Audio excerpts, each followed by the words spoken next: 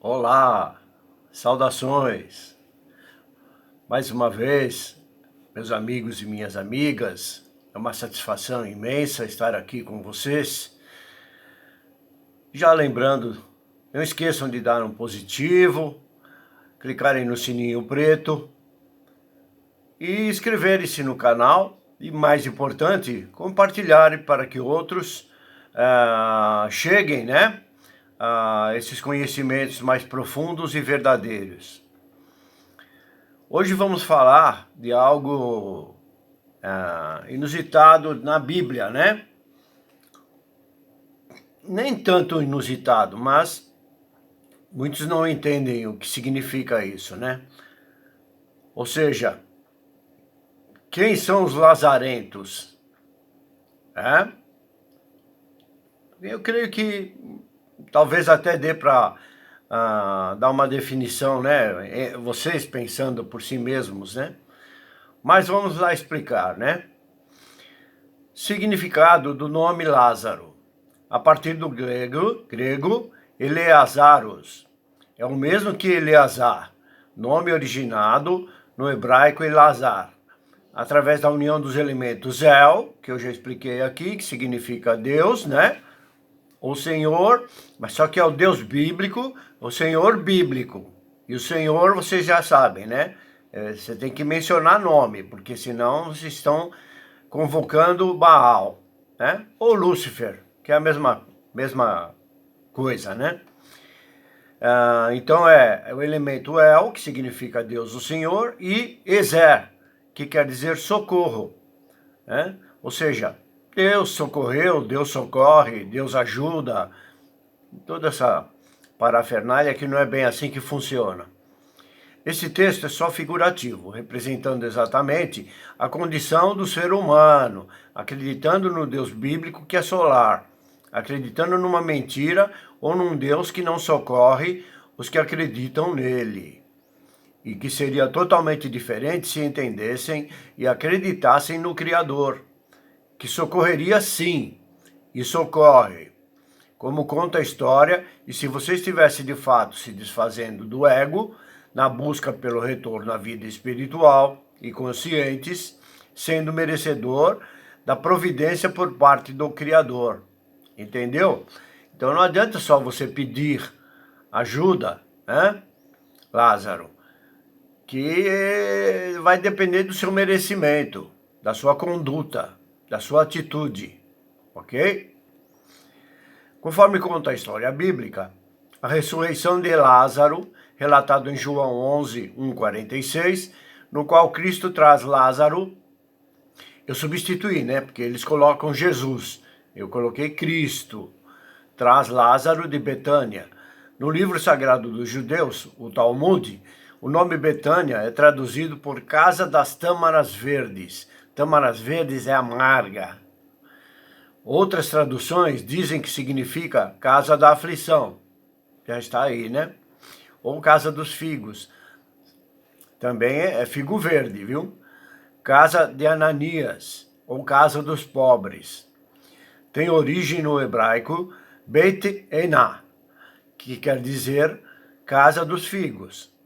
O original, em hebraico, era o nome da pequena cidade localizada no Monte das Oliveiras, onde morava Lázaro, Maria e Marta, né? Onde é o Monte das Oliveiras? Hein? Hein, Lázaro? Hein, Maria? Hein, Marta? Deduzem, Monte das Oliveiras é a encarnação, entre aspas, que eu vou explicando. Nesse caso aqui, o Monte das Oliveiras significa o plano espiritual de luz. Não é lá em cima, eu aponto para cima, mas não é lá em cima, é no todo. O plano espiritual é o todo cósmico. Tem várias casas, ok? Depois que ele retornou à vida, ou seja, ao plano espiritual, Lázaro Nós, Lázaros, quando acordamos, voltamos ao plano espiritual, que é a vida verdadeira. A vida encarnatória é a morte. Tem que explicar muitas vezes isso, para que entra na cacholinha aí, né? Entendeu? Depois que ele retornou à vida, ao plano espiritual. A oliveira, já explicado, é um símbolo de luz, em verdade, pois seu óleo era utilizado nas lamparinas, justamente para fazer luz. Por isso ficou como sinônimo de luz, ok? A árvore, uma das menções da árvore da vida é a oliveira, que é a árvore da luz, ok? A oliva seria a representação, em suma, das gônadas, porque a partir da gônada é que você pode projetar as energias da Kundalini. Olha como vai longe isso, né? Betânia foi originalmente uma aldeia da antiga Judéia, tradicionalmente identificada com a cidade de Al-Eizaria,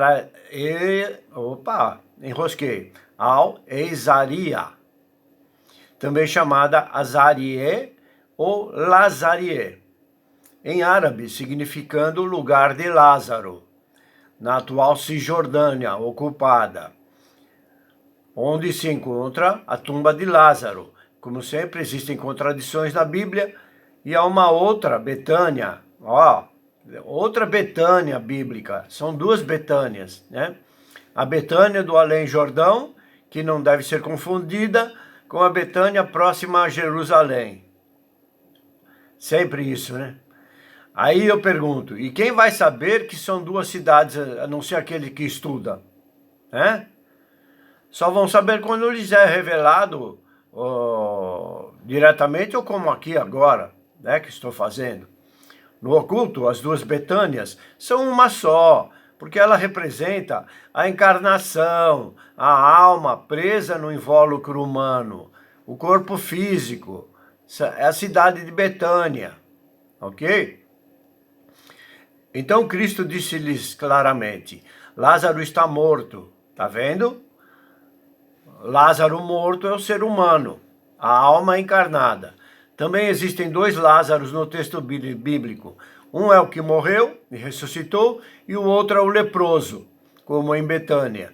Os dois têm o mesmo significado, ou seja, desculpe, condição doentia em que se encontram as almas encarnadas, o humano mentalmente inconsciente. De acordo com o Evangelho de João, as irmãs de Lázaro informam a Jesus, em verdade, o correto aqui é o Cristo, que Lázaro estaria doente e precisando de ajuda. Porém, Cristo afirma que esta doença não é para a morte, olha que legal, mas para a glória de Deus, que não tem nada a ver com Deus, a fim de que o Filho de Deus seja por ela glorificado. Quer dizer o seguinte, essa doença é para a vida, para você deixar a matéria, entendeu? Para que o Criador seja glorificado, ou seja, você acordou e volta para casa, entendeu? Não é o Deus bíblico, eu estou falando do verdadeiro, o Criador de tudo, que está na substância subatômica, ok? No oculto quer dizer que é preciso, de certa forma, que estejam doentes, para que consigam voltar ao espiritual, ao plano espiritual, porque exatamente ninguém tem explicação. Cristo então atrasa sua viagem por 2 dias. 2 dias. O bem e o mal. Os discípulos de Cristo temem voltar à Judéia, mas Cristo os ordena que o sigam. E os afirmando, Lázaro morreu, e por vossa causa folgo de não me achar lá, para que creiais. Ou seja, ele está dizendo que ele não estava lá para fazer com que Lázaro não morresse, para que os discípulos acreditassem que o que ele estava falando era verdade. Aqui ele quer dizer que ele não aparece enquanto não acordam. Continuam mortos. Quando eles chegaram a Betânia, Lázaro já estava morto. Claro, quando chegou em Betânia, a encarnação, chegaram aqui, né, o plano espiritual, nós já estamos mortos.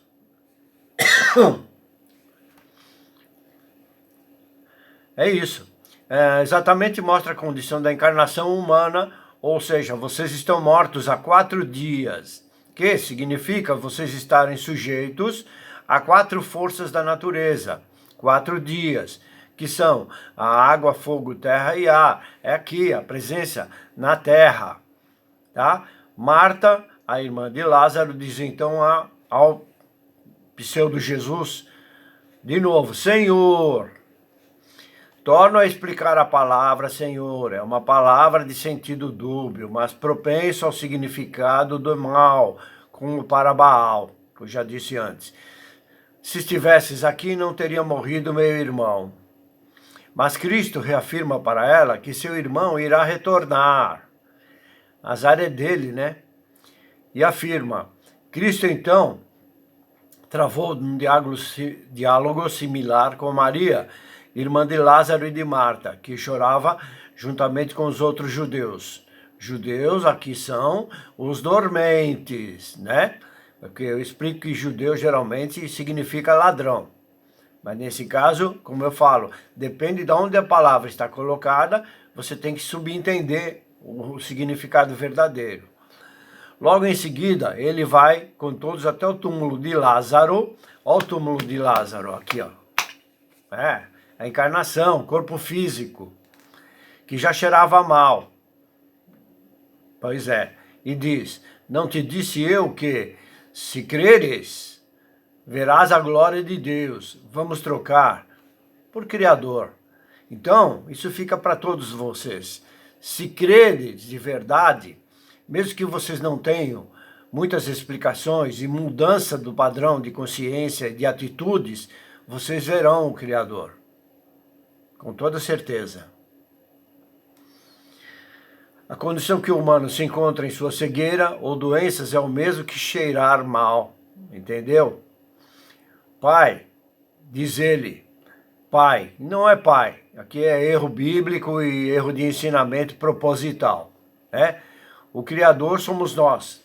Ele está em nós. Nós somos um pedacinho dele, como eu já expliquei em um vídeo explicando no meu conceito desde quando surgiu o cosmo, né, no todo. Então diz ele, Pai, graças te dou que me ouviste. Ou o certo seria que me ouve. Eu sabia, eu sei, na verdade, que sempre me ouves, né? Mas assim falei por causa desta multidão que me cerca, a fim de crerem que tu me enviaste. Cristo é o próprio Criador. Não existe um personagem em Cristo, entendeu? É apenas uma mudança de palavra. Então é ele falando com ele mesmo, né? Ou a sua consciência falando com o Criador que está em você. Aqui simplesmente representa o ser humano que muitas vezes quer uma prova de que o plano espiritual de fato exista. No entanto, mesmo dando algumas provas, continuam a duvidar. Essas provas também são duvidosas, né? Pois como podem saber o que é verdade e o que é mentira? Podem sentir energias estranhas ao conhecimento da maioria, mas podem saber e ter certeza de que essas energias ou forças existem. Quanto ao que são e para que elas estão disponíveis, ainda saberão, pois não saíram do túmulo para saber. Aqui, enquanto encarnados, nós podemos saber muito, entender até muito, mas só vamos saber de fato quando sairmos desse corpo físico, dessa densidade vibratória, ok? Após ter dito isto, Cristo gritou em voz alta, Lázaro, sai para fora. Entendeu? Sair para fora. É você sair daqui de dentro desse corpo e ir embora. Sair para fora. Né? O morto então saiu, com as mãos e pés enrolados em tiras de linho e com panos à volta do rosto. Jesus disse então ao grupo: desatai-o e deixai-o ir. Portanto, quando lhes chamarem de lazarentos, não se ofendam. Isso é ego e falta de entendimento de que essa é a condição humana. Entendam como alma encarnada e morta, alma doentia, com chagas, sem conhecimento, em ignorância, no oculto, está mostrando a condição em que os mortos, chamados de humanos, se encontram. E quando passam a entender a luz do Criador, acordar, ou levantarem-se do túmulo encarnatório, o Lázaro, ou a alma presa nas ataduras, começa a se levantar, a ressuscitar, sair da condição de cegueira. Começa a ter consciência do Criador, soltar as ataduras, as amarras, libertando-se da condição de prisão ou de morto, ou do túmulo que é o corpo físico. Portanto, indo para o plano espiritual, quando desencarnar, em condições vibratórias de luz, não havendo mais a necessidade de morrer, ou seja, encarnar, e ser enterrada no túmulo carnal. É o mesmo que Talita Cumi, ou seja, levanta-se alma e ande. Levante-se Lázaro e ande. Repetindo, entendam que é a condição em que o ser humano encontra-se, como eu já lhes disse. Na Bíblia somos considerados como mortos.